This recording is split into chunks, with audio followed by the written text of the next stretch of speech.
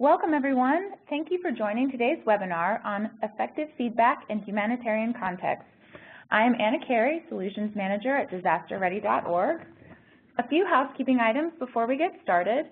All attendees are on mute to reduce background noise.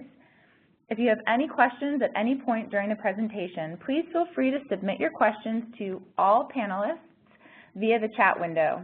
We will address your questions during the Q&A portion of this webinar. Join us on Twitter and share any questions or comments at #DisasterReady or our handle @DisasterReady. Finally, today's recording, as well as a copy of the slides, will be posted on disasterready.org in 48 to 72 hours.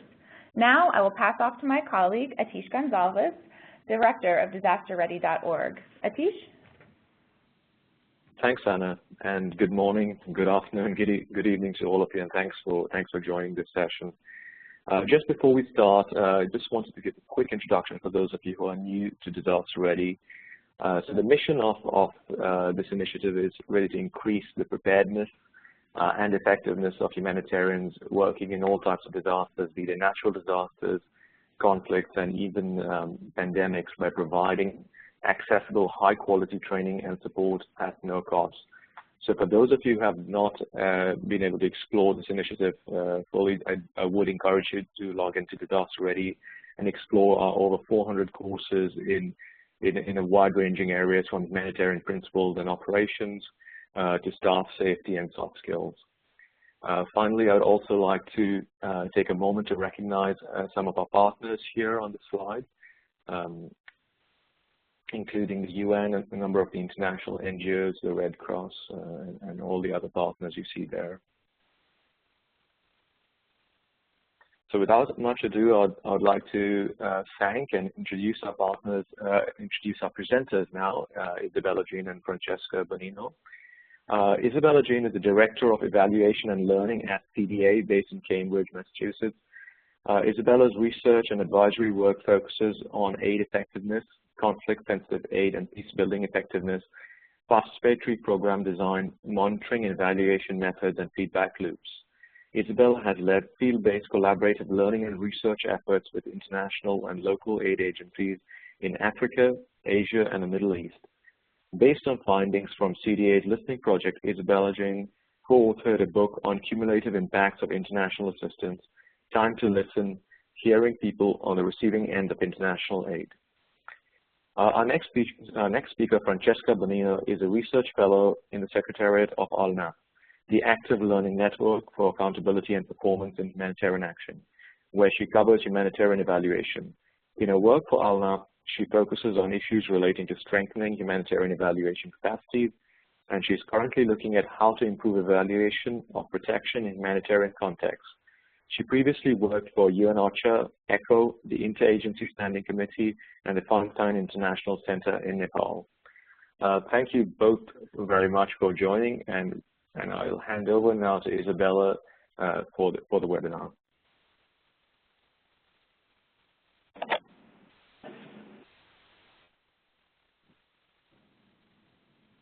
Thank you, Atish, for the presentation. I hope you can hear me properly and the audio quality is fine. Thank you for taking time to join us today in this webinar. Our research partner, CDA, represented by Isabella Jean today, has worked with us over the past couple of years to look at what makes feedback mechanism effective in humanitarian context. And together with CDA, we wanted to come up with actionable and practical guidance and practical suggestion for those sitting in humanitarian agency who are looking at establishing or designing new feedback mechanism in humanitarian context, or perhaps wanting to strengthen and adjust the existing mechanism that may be running as part of their program. So we had a type of audience in mind that comprised both agency staff working in headquarter offices as well as in the field. Now, when we approach the topic of feedback mechanism, we realize, just taking a quick look at the literature, that indeed there are a variety of ways in which not only feedback mechanisms are described and defined, but there are very different aspirations and motivations that trigger agencies in establishing a feedback mechanism. Those aspirations and motivation may include the desire to strengthen accountability, very often accountability towards affected population, could be the desire to improve program monitoring or participatory monitoring as part of a program, how the program is carried out. There is also a desire to take more corrective action and be more relevant in the context of work. So this is just to give you an idea of the very different ideas and aspirations that agencies have when they establish those mechanisms. So what was our research question, and what was the topic we wanted to explore through the literature, the desk-based work, as well as in the field work? We wanted to understand what makes feedback mechanism work in humanitarian context, and we wanted to do this by including three very specific and unique features in this action research initiative. First of all, we wanted to make sure we were observing the feedback mechanism in real time. We wanted to observe a feedback mechanism embedded, if you will, during active implementation of a program, so that we could see how different actors and how affected communities interact and engage in those mechanisms. We wanted, therefore, to really get a better sense from the users of those systems and this mechanism. We wanted to understand what is their experience, and this required us to talk not only to affected population, crisis-affected communities in different contexts, but also to reach out to different agencies' staff, from day-to-day frontline staff, as well as to middle and senior management in the organization. The second specific feature of our research is that we wanted to keep a very close focus on utilization of feedback. We were not satisfied just by looking at how feedback is gathered. We wanted to understand better how feedback it is then used to inform decision-making, for instance, or how feedback is then used to bring about program improvement. And this is an important focus that we try to reflect also in the guidance. The third feature of our initiative is that we wanted to produce a guidance document that is as much as possible informed by evidence. For instance, concretely, this means that the data collection protocol, the research protocol, is made openly and transparently available to other researchers, other agencies who may want to go back and trace back the steps that we took to gather our information and analysis. So make it traceable, make it replicable, so that other people can go back and look at how we came up to the conclusion that we reached. So this is to give you an overview as to why we thought the topic was relevant and what is unique of the guidance that we produce with CDA. The next three slides are just to give you an idea very quickly of the three scenarios, the three contexts that we visited, the agencies who kindly hosted us during the field work, to give you an idea of how different were the scenarios where we looked at how feedback mechanisms work in real time. We were kindly hosted in South Darfur in Sudan by World Vision, and we could observe in real time their food assistance operation covering IDPs camp in South Darfur. We also conducted a shorter case study looking at Oxfam America, also working in the Darfur IDP camps. The second scenario, the second context where we look at the feedback mechanism in action is in Pakistan. We were hosted by the International Organization for Migration, and we could observe how the shelter program and the shelter response were carried out in Pakistan, particularly in the flood-affected areas in central rural Pakistan. And we also could look at Save the Children and their operation also in flood-affected communities in Pakistan. The third scenario is Haiti, and there we were lucky enough to be hosted by the International Federation of the Red Cross and Red Crescent, and we could look at their relocation program, part of the large operation in the aftermath of the earthquake, so part of the earthquake response. And in addition to that, we could also look not only at several Red Cross societies working in Haiti, but we also focus on an NGO, particularly on Catholic Relief Service and their work in Port-au-Prince. So these are the three contexts we looked at. And early on during our research and engagement, we realized that because the metaphor, the image of a feedback loop, of a feedback mechanism, it is often used in a variety of contexts, very often with a slightly different meaning attached to it. It was important for us to reflect and come up with a definition of what does it mean for us, a feedback mechanism. We wanted to see whether we could validate, so to say, this definition. And we needed to have an hypothesis for us. What do we mean? How do we understand a feedback mechanism to be successful? What does it mean in practice? So a feedback mechanism was defined as a set of procedures and tools that are established and used to allow humanitarian aid recipients, and in some cases other crisis-affected population, to provide information on their experience of an agency's work in a given context, and they can function as part of broader monitoring practices, and they can generate information for decision-making purposes. So this is a very general sort of definition of a feedback mechanism.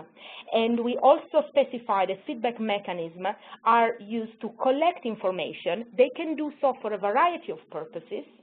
And very often these purposes include taking corrective measure and improving, modifying some elements of the response. So this is how we define a feedback mechanism. So then the next question is, well, how do we know when we see a feedback loop, if that is a closed loop or not?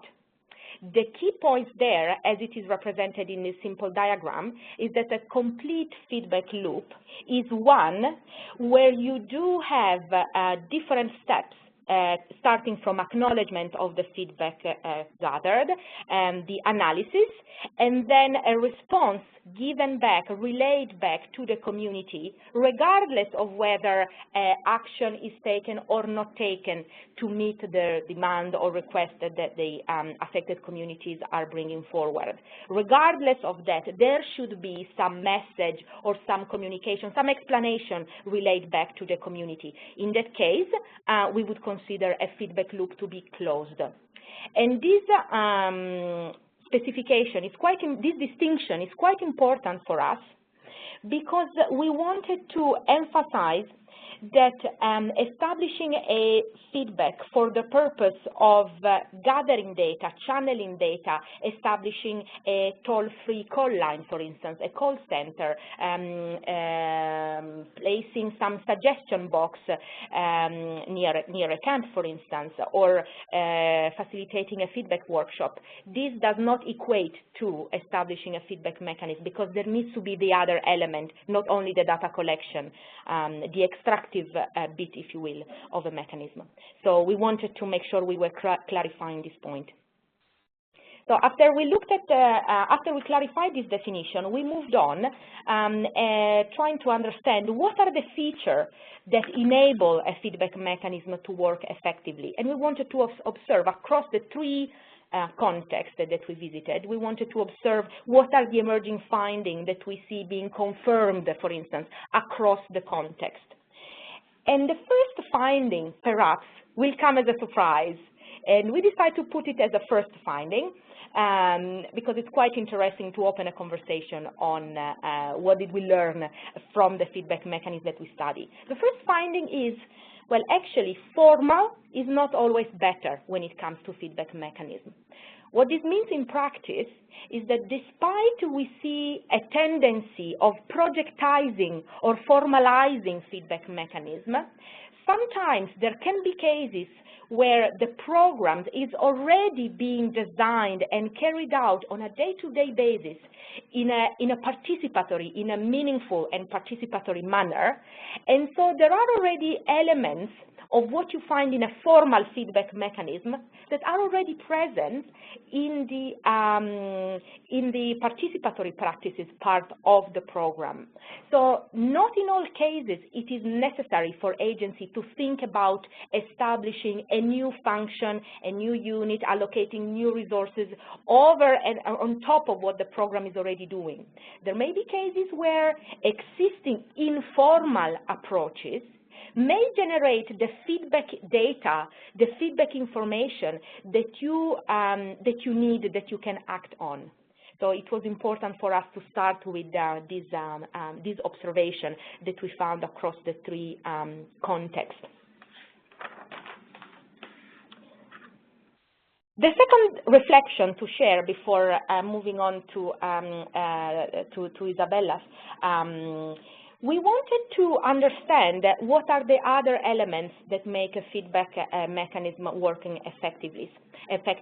And what we found out is that regardless of whether agencies are establishing a formal mechanism or relying on the information, on the day-to-day interaction already being part of, for instance, participatory monitoring work, regardless of that choice, there are three features that consistently across the board, across the program and the agencies visited, there are three features that are important regardless of the context in which the mechanism is established. The first feature is consider the context. Start by the context when you think of which type of communication tools and channel could work in that specific context for the population you are targeting. For instance, you may have a specific consideration when it comes to women and access to mobile technology. These are considerations that you have to look differently if you're working in Pakistan as opposed to working in Haiti, where women can access and use mobile phone, whereas this is not the case in Pakistan, for instance. So this is the first consideration, and it was coming very clearly across the board from the three contexts visited. The second consideration is to be consistent with in communicating both internally with your agency staff and frontline staff, as well as externally, of what are the expectations by establishing the feedback mechanism, what are we hoping to achieve, which type of information we hope to gather and to pass on to decision makers, to program managers within the organization. And the consistent communication both internally and externally with affected communities helps also calibrating the expectation of what can be achieved by establishing those feedback mechanisms. My third and final point is that regardless of whether there is a formal or informal mechanism established working in a certain program, and regardless whether a mechanism is using higher technology, mobile technology, or perhaps even ICT-enabled application, or whether a mechanism is using more informal way of communication, could be poster, could be using a suggestion box, or using a parent-teacher association meeting as part of an education program. Regardless of those choices, there is no surrogate for face-to-face interaction. So across the board, we could hear the affected communities coming back to us, reflecting on how they've been using the mechanism, and tell us that they still value the presence, the proximity, and the possibility of having face-to-face interaction with agency staff. So these are three features that across the board really came clear as, and they were shared both by agency staff as well as affected community. So this would conclude the first set of reflection coming from our work, and I would like to hand over now to Isabella for her set of additional findings. Great, thank you so much, Francesca. And thanks everyone for joining us on this day to hear about our findings. And I'm just going to switch to the next slide right here.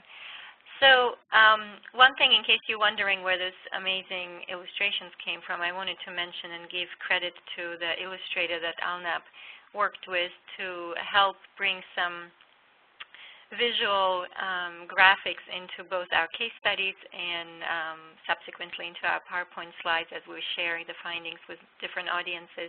The illustrator read all of our case studies and made original drawings based on the text. So I think it's a really great way to bring the text alive, but we do also hope that you will find the full case studies and the guidance, as well as the literature review and several other pieces that make up this resource pack at the end, and check them out online as well.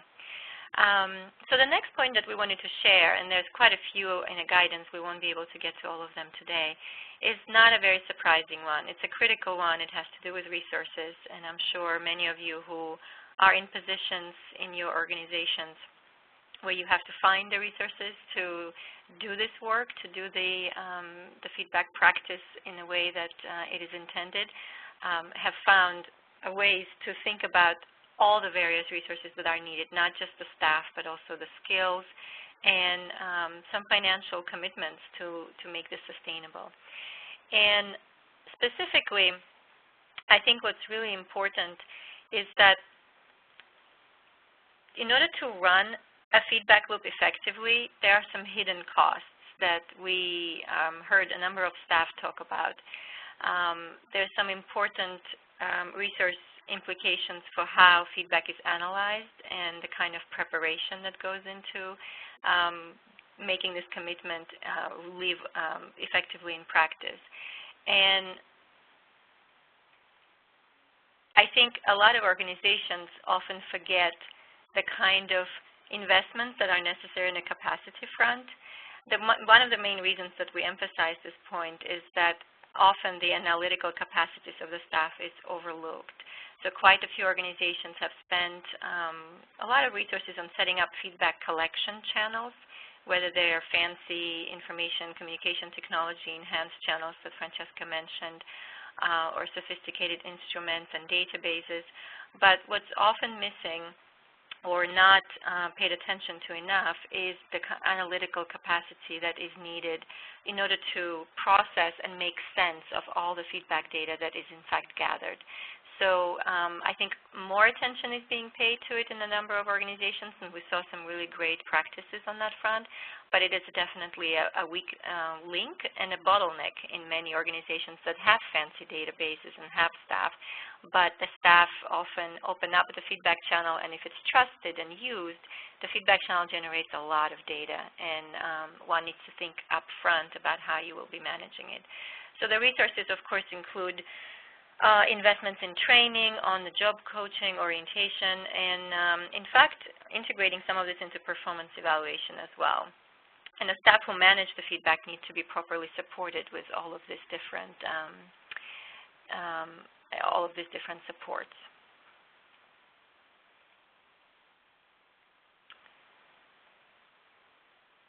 And one thing that is really important is by allocating enough resources to all of the elements in the feedback loop, as Francesca presented, not just the collection, but also the sorting, the analysis, and the response, you're actually making your commitment to an effective practice go all the way to the entire, all the elements in the loop, and you're not just investing all on the upfront steps.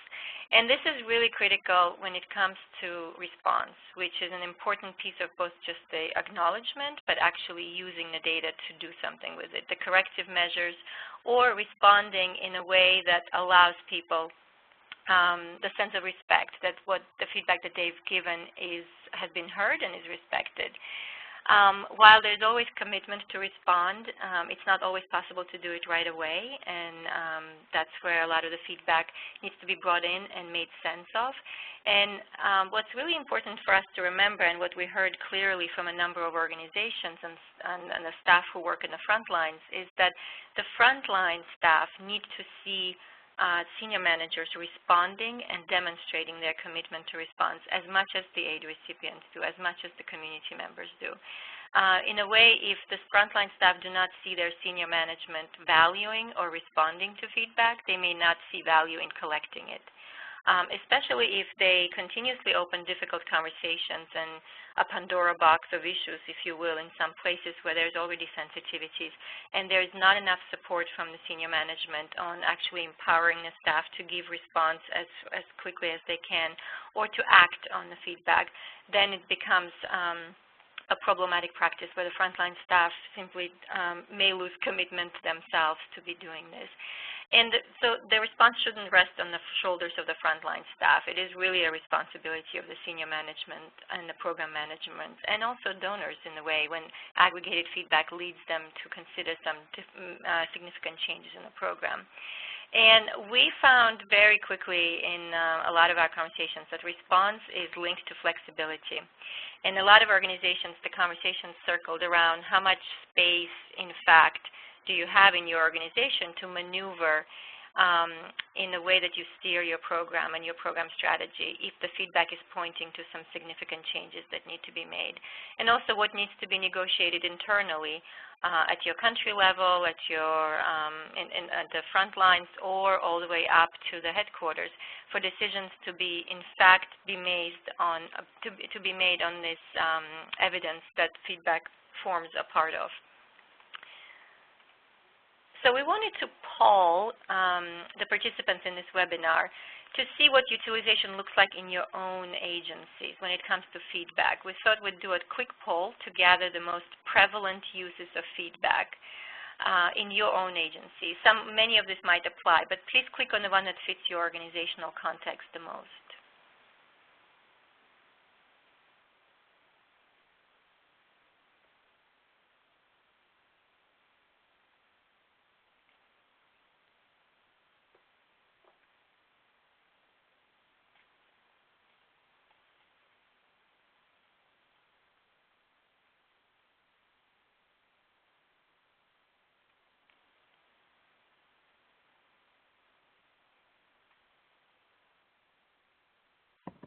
And we'll give about 5 more seconds, then we'll close the poll. Great, thank you, Anna.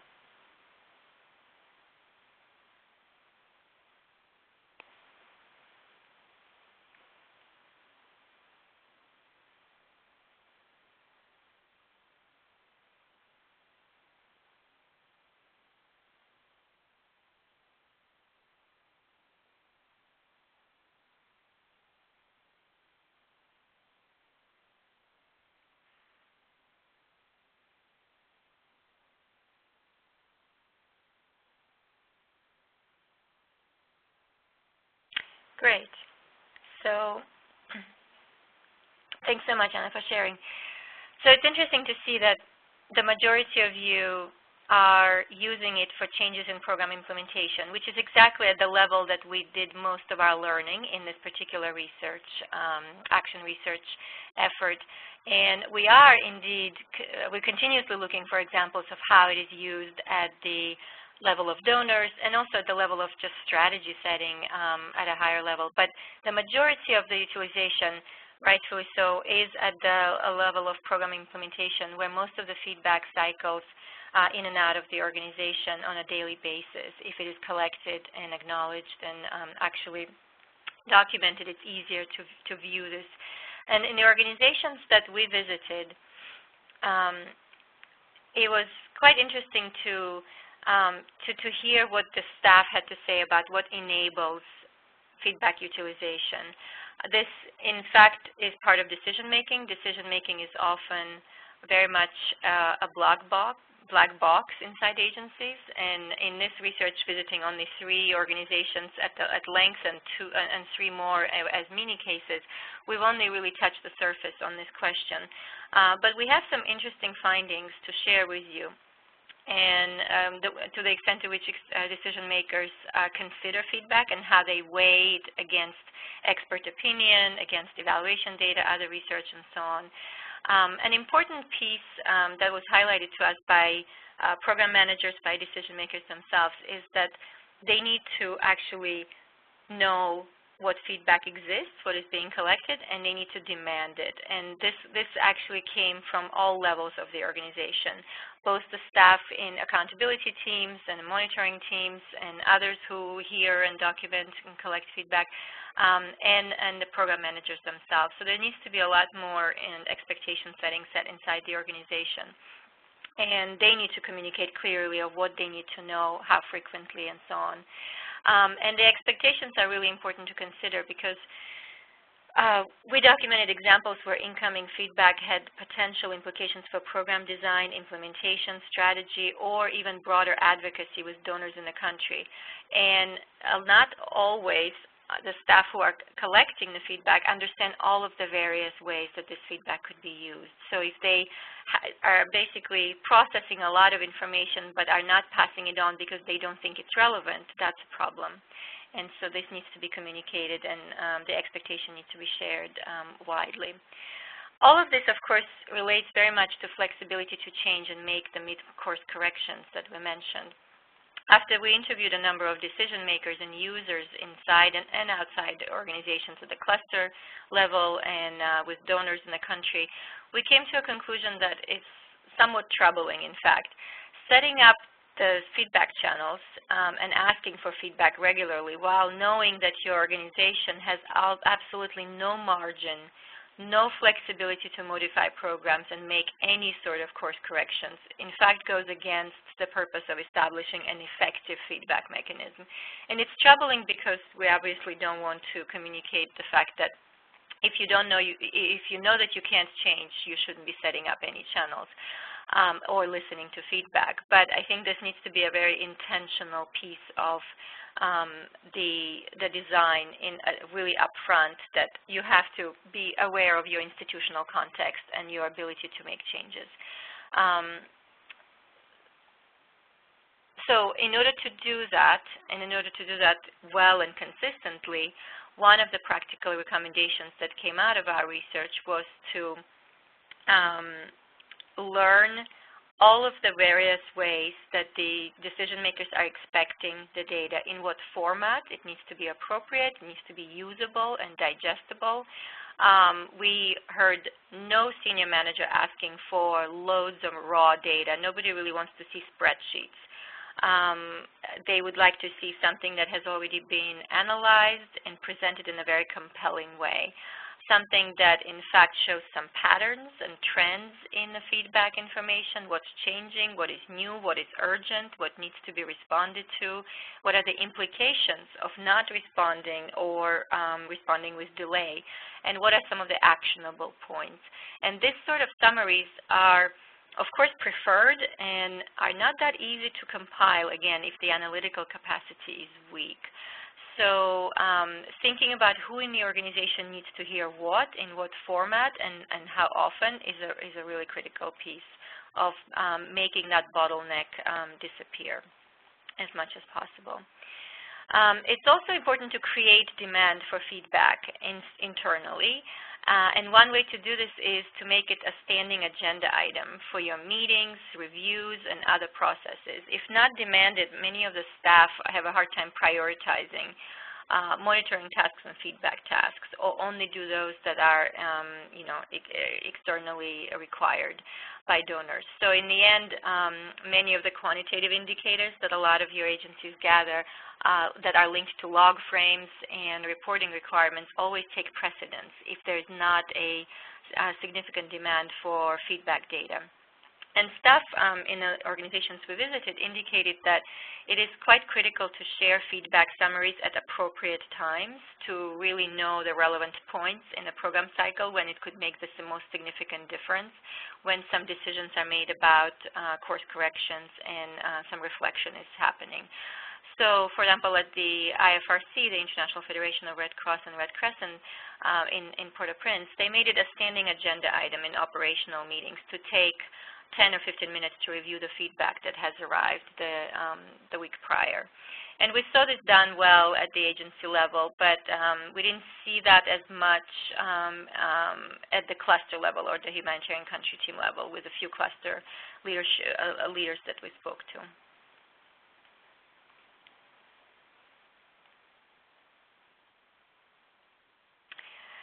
Here's another finding that is really important and related to institutional context analysis that you really need to do for your own agency. The effectiveness of the feedback loop and the act of closing the loop is also a function of where the feedback mechanism sits and where it's located within your organization.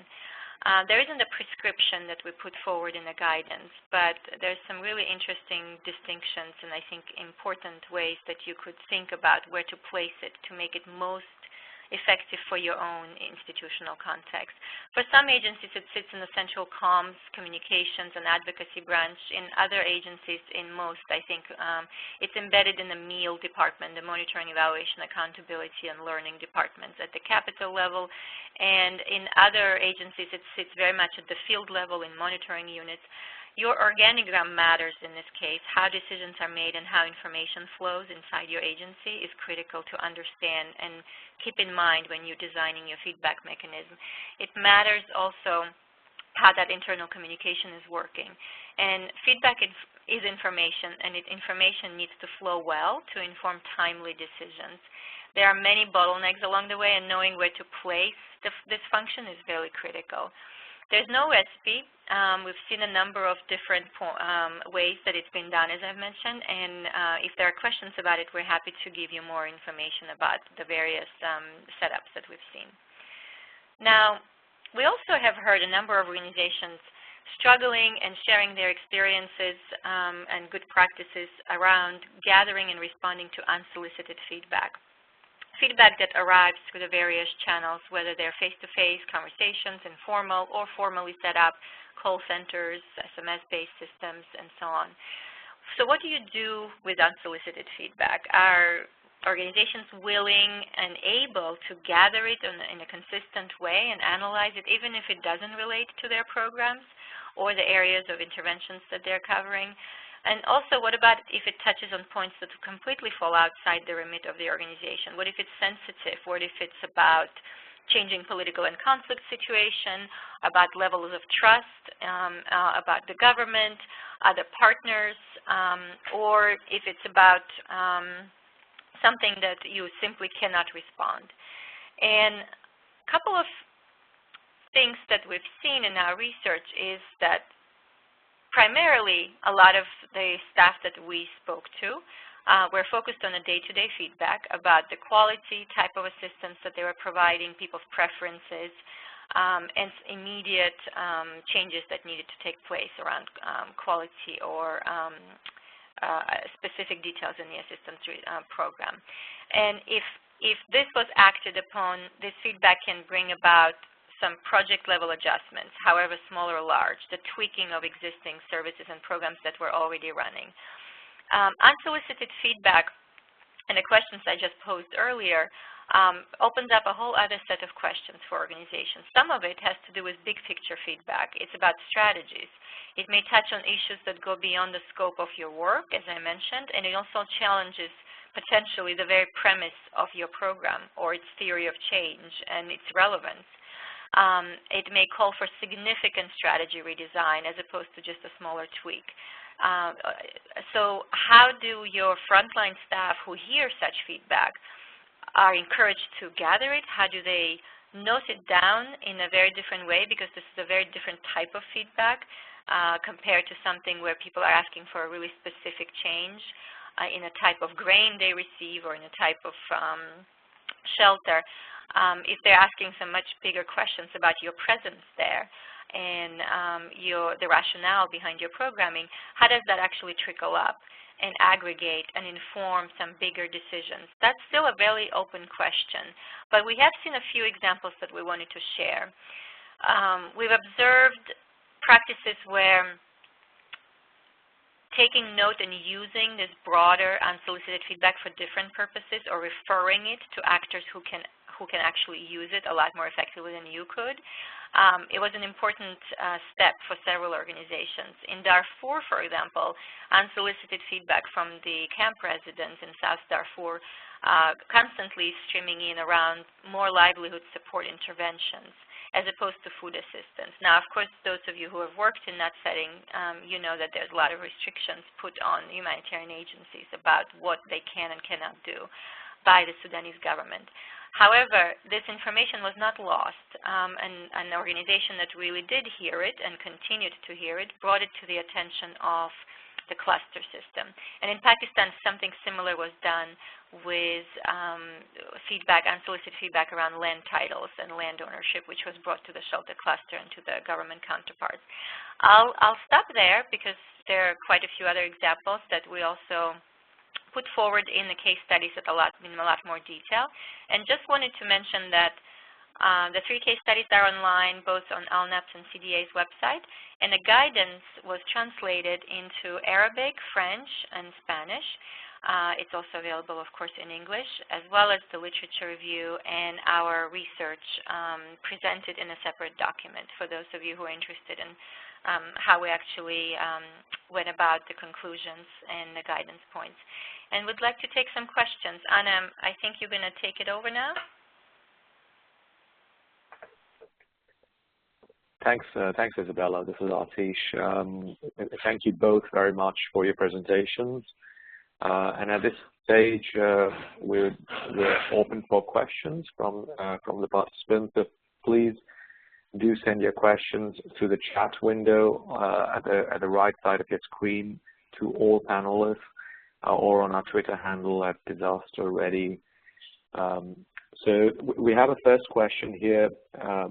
Can you elaborate a little more on the point about resource implication? How much does it cost to establish and run a feedback mechanism? Sure, and the cost, of course, will vary from context to context. We don't put out any numerical, any specific numbers out, although they are available from the organizations that we worked with. I think the really important piece here, the kind of categories that we discuss that need to be thought of and thought through quite well at the design stage, are the kind of resources that tend to be forgotten. That's why we make that point really clearly. So this isn't just about setting up a call center, which, by the way, some organizations outsource. And so, for example, in Haiti at the time of our visit, the International Federation of Red Cross and Red Crescent was using a private call center that was established in Port-au-Prince and provided that service to a number of humanitarian agencies. So there was a monthly or annual payment made to the call center, and it's the call center staff who did the very first collection of the complaints and feedback that arrived through that toll-free line. But then the rest of the work took place inside the agency, inside the IFRC, and that requires staff, obviously a cost item that we cannot estimate. Salaries for staff and other costs vary from country to country. But also training and real attention from senior managers to integrating the staff into all the programmatic processes to make this useful. Francesca, I don't know if you want to jump in on this question, or we could move on.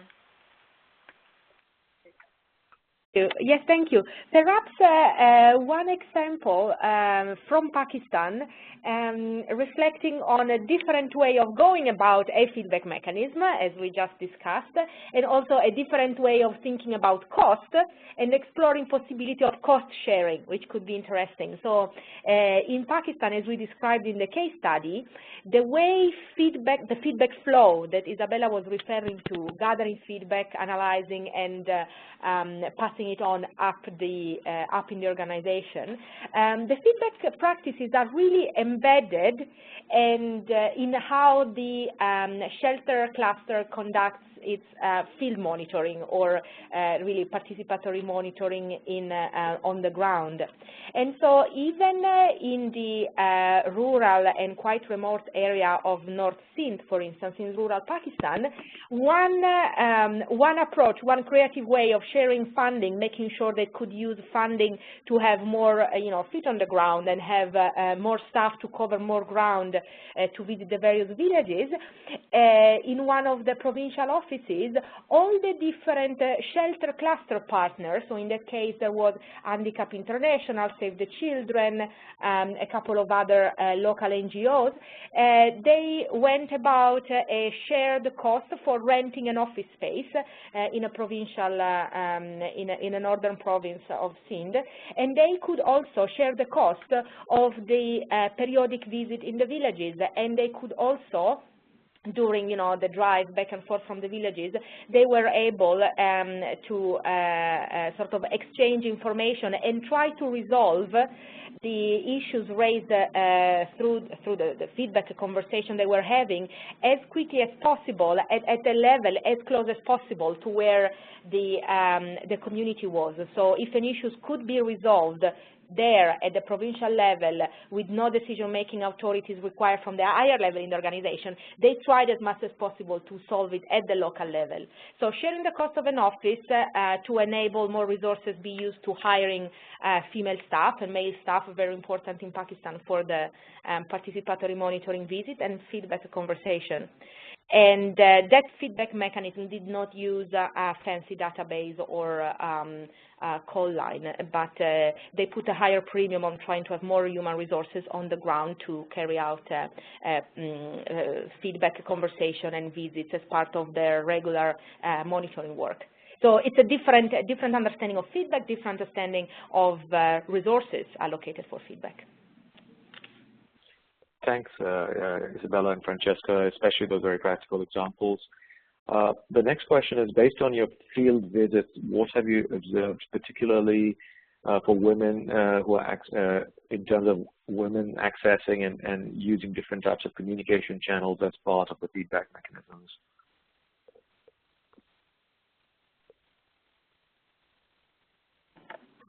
Isabella, shall I take this question? Shall I start and pass it on then to you? Yeah, go ahead. Yes.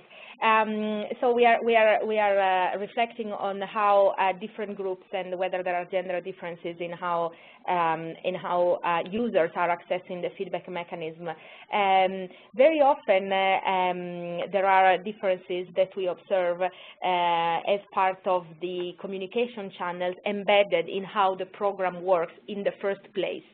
So this is regardless of what is established specifically to support feedback function. But in Haiti, the type of communication and consultation that happens with the community, for instance, at program design stage, so we were looking at relocation, and it was clear that women could have easier access to a communication channel, to use of mobile phone, and also to participate in, for instance, community meeting or district level meeting in the different areas, neighborhood of Port-au-Prince. And so very often the feedback mechanism at the beginning, especially in the aftermath of a crisis event where perhaps programming is still fluid, feedback mechanism at the beginning will piggyback on existing communication channels that are already used during program design or during the early implementation stage. After that, there could be a moment where, if more resources are available and if it is relevant, additional channels could be added. And additional channels may also be very low-tech. So when we looked in Darfur, for instance, at a school feeding program in South Darfur, the first channel, the quicker perhaps to be established, was placing a suggestion box in the courtyard of a temporary school in an IDP camp. And then with time, there was more understanding of the use that both teachers, parents, and kids themselves could do of the feedback channel. And an additional channel established, again, very low tech, obviously, was a PTA, making use of a PTA meeting, so periodic parents-teacher association meeting, and having smaller meetings that were only with children, only with school-aged boys and girls, where they could give a comment to NGO staff to pass it on to the school coordinators, for instance. And so there is going to be a different sort of combination of tools established, also relating to the phase of the program cycle where the feedback is operating. So this would be my initial reflection, Isabella. I don't know if you want to add another insight. No, I think that's great, actually. We have another, I think you've covered some really good examples. We have another question that arrived to the chat. Anna and Atisha, I hope I can take this on as well before we close. This is about the unsupportive leadership. And so did we speak to any field staff that cited unsupportive leadership as a challenge, I guess, to the feedback practice, and how significant the issue of supportive leadership is, as well as unsuccessful strategies for addressing this? I think this is an important question to tackle. We didn't bring this on into the presentation, but it is part of the guidance around organizational culture of feedback, which, if you will, has to do with how supervisors address feedback with their junior level staff, with people that they work with people that report to them. So even on the inside of the organization, within the bounds of your agency, how feedback is treated, are there in fact trusted, reliable feedback channels, whether it's through the HR, through the human resources, or directly with your supervisors, was actually an interesting piece of our research, where we asked some questions on it, and we also heard quite a bit of staff raise it as well in a number of organizations, where information and communication flows were really well functioning in a number of ways. Both just programmatic information and decision-making was transparent and, in fact, was not opaque. It was clear to people how decisions were made, and also feedback culture existed. It, in fact, was a really positive experience for many staff, and even the newly hired staff, I think, really just understand why accountability and feedback is important, because they see it practiced internally inside the organization as well as externally with the community members and the people that the organization is trying to serve. And in places where staff had struggles with that, they often did say that, just like the aid recipients might say, feedback given once or twice or 3 times then becomes a complaint. It's in fact similar to staff inside the organization as well. So I think the supportive leadership element comes into play in many different ways, both in allocating resources, clearly signaling that accountability, feedback, and response is important, not just in words and discourse, but actually in how it's modeled. And then, of course, modeling it as well internally in your program team meetings, inviting feedback, responding to it, and engaging in constructive dialogue. We saw staff of agencies giving response on the spot to some really difficult questions that were raised to them in the middle of during our visit in the camps, let's say in Darfur. And it was done in a very respectful, calm way, which also reflected how internally this was managed. So this is, I think it is an important element, and it's hard to measure it, and it's hard to measure it in a 2-week visit, and obviously it's very much based on perceptions of staff, but an important one, I think, for organizations to look inside their, again, institutional context, not just the context that is operational. Thanks, Isabella. We also have a second follow-up question from Guy Sherrock on the chat. He says that I've just finished reading Atul Gawande's The Checklist Manifesto. He makes a very convincing case for the value of checklists in particular settings. Did you come across any simple checklists that you felt were instrumental in supporting effective feedback?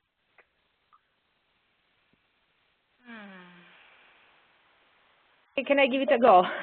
Yeah, please. Thank you, Guy, for the question. I'm not sure if rather than answering is more of offering a lateral view on this question. I would say that rather than looking for checklists who may help on the data collection side of things, so on the data collection, on the data gathering, on the feedback gathering, I would say that the best example we came across of agencies who were effectively managing the data and making the data usable and actionable, which is the purpose of a checklist, making, cleaning the the data, collating the data, making it usable. Some of the best examples are actually from agencies who found a way of aggregating, consolidating, and summarizing the feedback received in a way that made it usable in their specific decision-making environment. The concrete example was from World Vision in the food assistance program in South Darfur, and the team leader, the program manager who was leading on the M&E aspect of the food programming and also engaging with the feedback collection, analysis, and summaries, he found a way of producing some sort of quarterly update of top-level issues consistently validated from different, I don't know, for instance, communities and different distribution points. And those top-level issues that were validated, sort of confirmed by the different camps residents and therefore, credible in the eyes of the decision makers, were presented as a standing sort of background document to the quarterly WFP and food distribution partners in South Darfur. So he found a way of coming up with a credible and very concise way of producing information that was usable and credible for specific decision makers in that context. So I would say rather than checklists, the good practice example were mostly example of how to look at trends and how to clean, collate, and validate the raw, quote-unquote, feedback data. In terms of checklist, I would say Save the Children UK, to my knowledge, has taken some steps to come up with a revision of their own MIL practices, so the monitoring, evaluation, accountability sort of procedure or sort of a guidance pack for Save the Children staff. And last year in November, I know they were working, using our guidance, checking it against their own guidance to come up with sort of a two-pager. Rather than a checklist, it was a list of trigger questions to help frontline staff and middle manager think through the process required to gather the data, clean the data, and make it usable. So rather than checklist, was more of a list of trigger questions. But I haven't seen the final product, but a lot of agencies are looking into this. So I would say checklist, yes, but also a way of making the data usable. And checklist may not be the best tool to do that. So that would be my reflection. Thanks, Francesca. And as both Francesca and Isabella have mentioned, the research study as well as a number of other very good resource materials are available on the ALNAP and CDA learning websites that you can see on your screen. I would really like to take this time out again, thank both Isabella and Francesca for their time, for their excellent presentations, and for taking the questions. Feel free to reach out to them directly. You have the email addresses here and the Twitter handles as well. I think for ALNAP is ALNAP at ALNAP, and you've got CDA Learning as well. But thank you both very much. And at this point, I'll hand back to Anna.